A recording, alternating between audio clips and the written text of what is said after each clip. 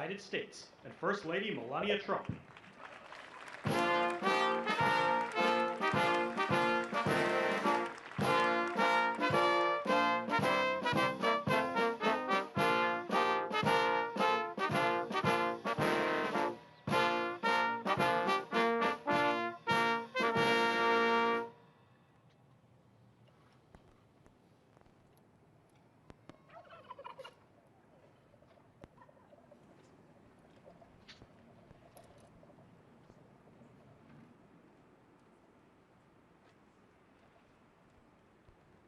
Thank you very much, and I hope you like our new beautiful patio with matching stone to the White House. If this were grass today, you'd be sinking into the mud like they've done for many years, and you would be very unhappy. Please, thank you very much.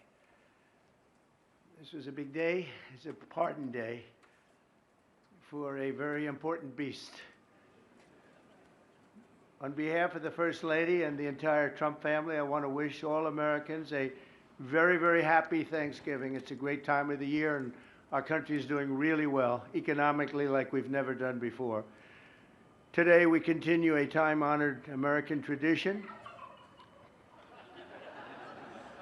Well, that's a well-trained turkey. See how happy he is? In a few moments, I will grant a full, absolute, and unconditional presidential pardon to two handsome Thanksgiving turkeys. And this is their lucky day. This is a lucky day for them. But before going any further, I want to make an important announcement, because you remember last year, after a thorough and very rigorous investigation by Pam Bondi and all of the people at Department of Justice, the FBI, the CIA, the White House Counsel's Office, and the Department of Everything. We have a Department of Everything. You know what that is? I think that's called the White House.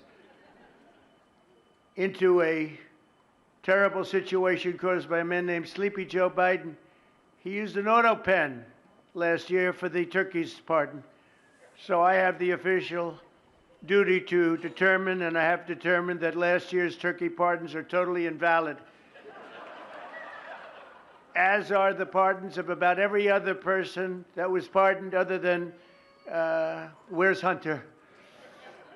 No, Hunter's was good. That was the one pardon, Pam, that was good, right? The rest of them are all invalid. I don't know what the hell you're going to do about that, but that's, now we're going to take a little of the joking. That is a mess. But they're hereby null and void. The turkeys known as Peach and Blossom last year have been located, and they were on their way to be processed, in other words, to be killed. But I have stopped that journey, and I am officially pardoning them, and they will not be served for Thanksgiving dinner. We saved them in the nick of time. This one has plenty of time, but they were saved in the nick of time.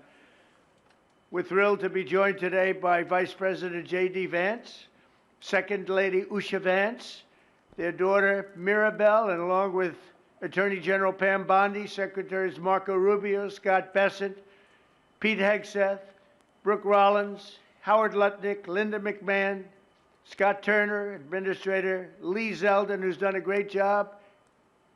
A nuclear power plant gets approved in less than a week. Okay? I'm only kidding, but pretty close to that. And we have more. Where's Lee? Stand up, Lee. One of my great superstars. Thank you. It used to take 20 years before you got rejected when you put in an application. Now we're doing them in a matter of weeks, right? And that's why we have the biggest plants anywhere in the world. We're leading in AI. We're leading in everything. Our auto plants are pouring back into our country. Wait till you see the jobs coming with them. But many of them are under construction. But Lee's done a great job in getting those approvals. I appreciate it very much. FBI Director Kash Patel, who's been very busy doing a great job. Also, thank you, Kash. Along with members of, see, you got a following, Cash. Along with members of Congress, and in particular, I want to mention Jason Smith and David Rozier. Where are those two guys? Come on, stand up, fellas. What good people. Jason knows more about the tax code than any living human being. He knows so much, we don't even want to hear about it, right? Too complicated. We're going to make it a simpler code. But we did, in the great big beautiful bill that was just passed, your imprints all over that, and it's amazing. The biggest tax cuts in the history of our country for middle-income people. The biggest tax cuts in the history of our country for middle-income people, and the biggest jobs bill ever passed. And nobody thought we could get that one done. I'm glad. We actually put 4 years, actually probably 8 or 10 years, but we put 4 years worth of material into one great, big, beautiful bill. So that worked out very well, and I want to thank everybody for working on it. JD, that was a great, well, you know, we were going to do it in small bills. We're going to have 18 bills and do it along the process. I'm glad, Scott, that we got it done, because dealing with these Democrats, I think that was our one shot.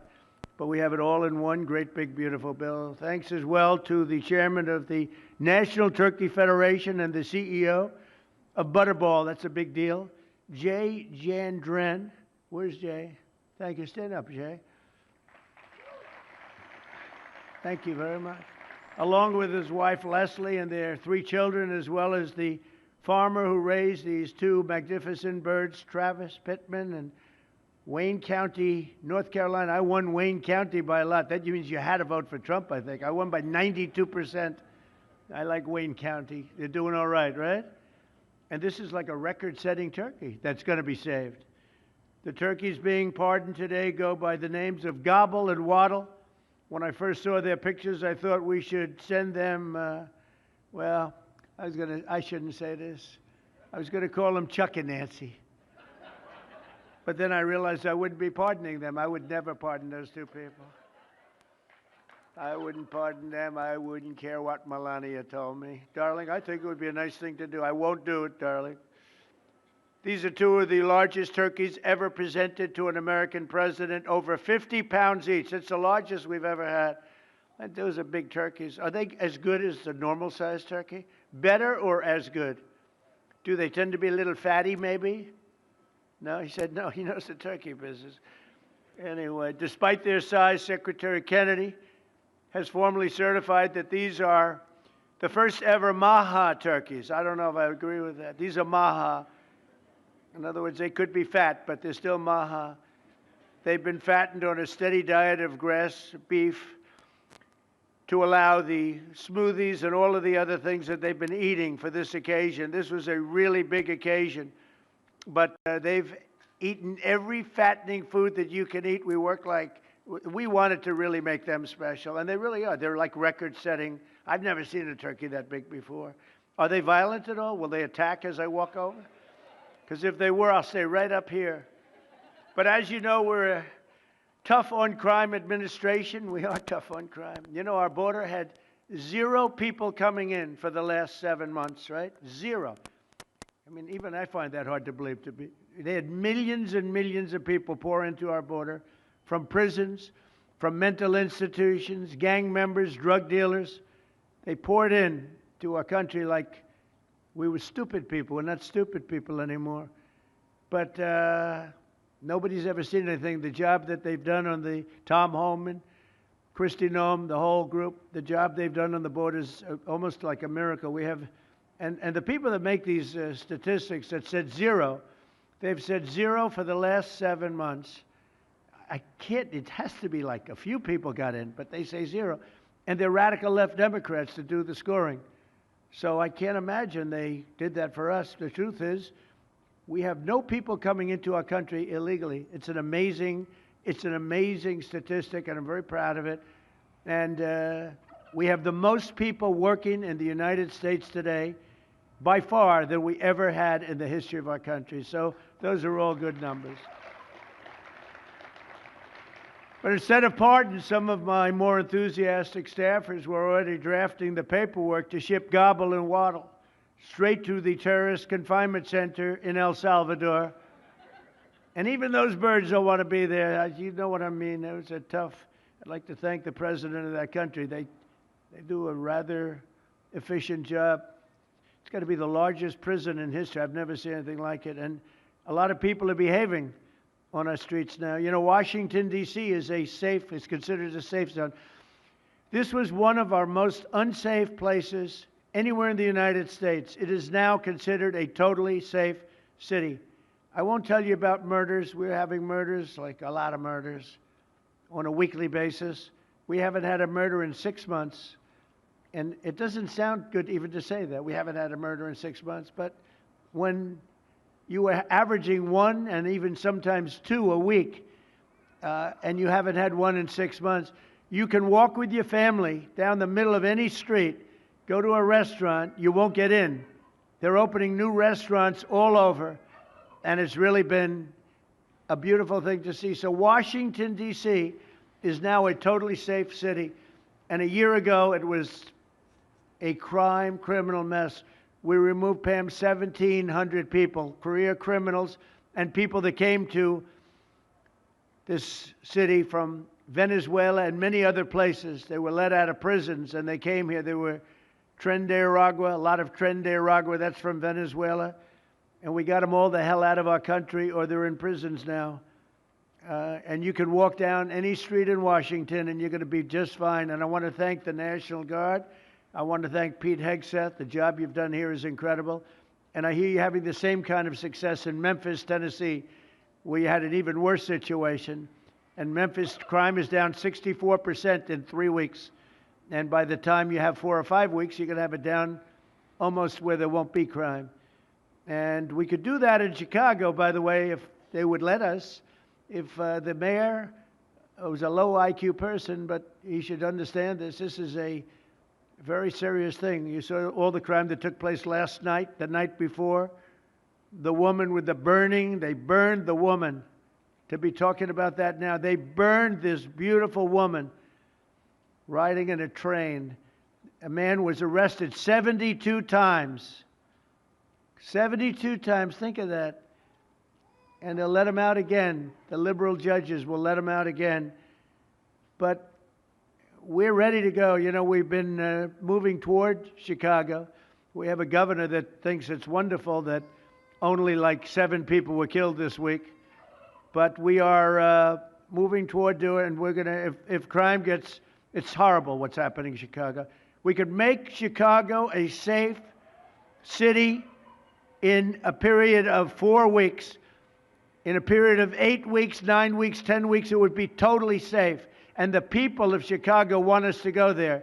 And if you look at the crime that's taken place in Chicago in the last 2 weeks, just take a look. It's on the front page of every newspaper. It's out of control. The mayor is incompetent, and the governor is a big fat slob.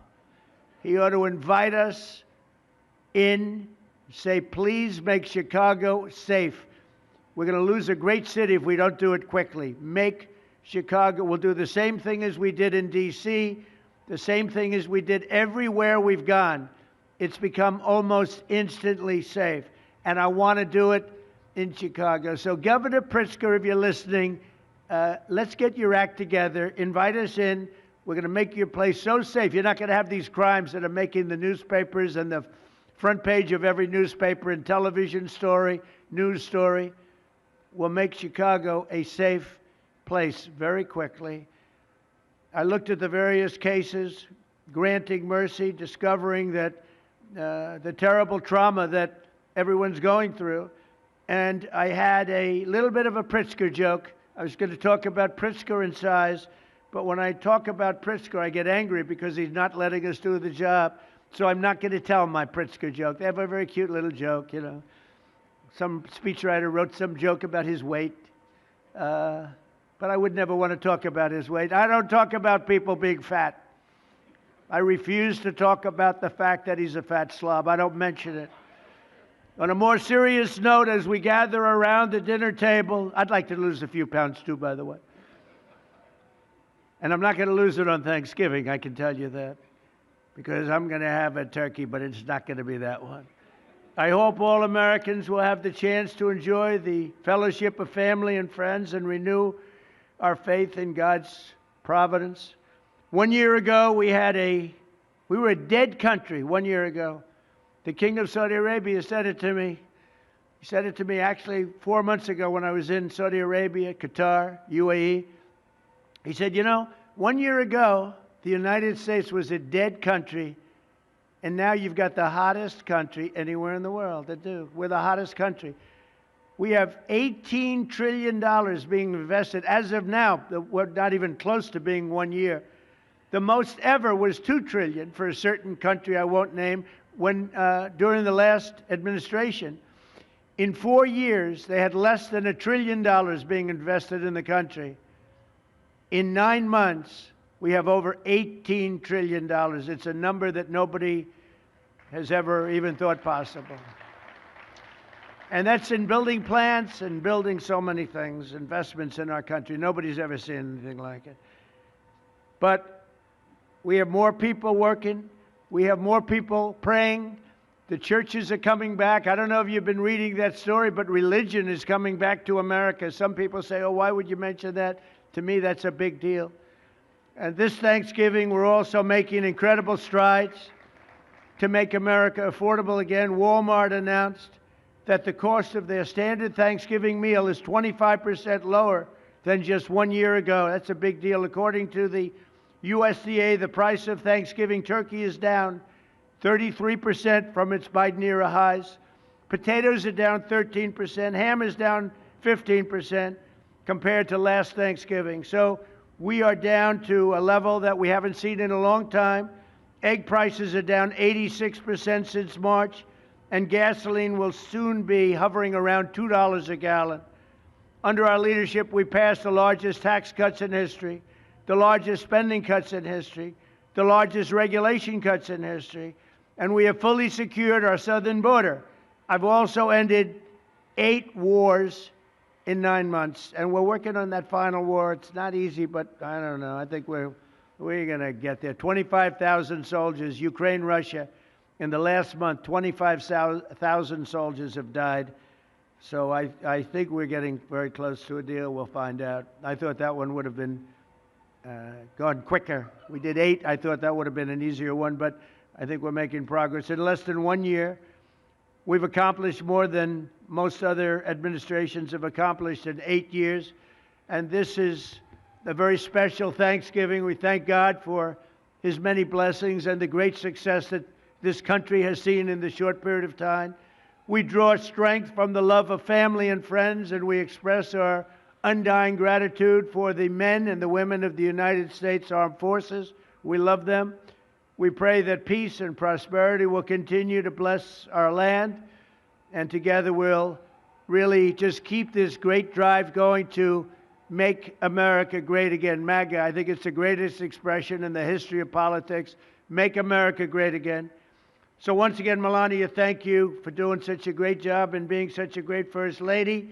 And now let's go and give Gobble, Waddle. Waddle, by the way, is missing in action, but that's okay. We'll pretend Waddle is here.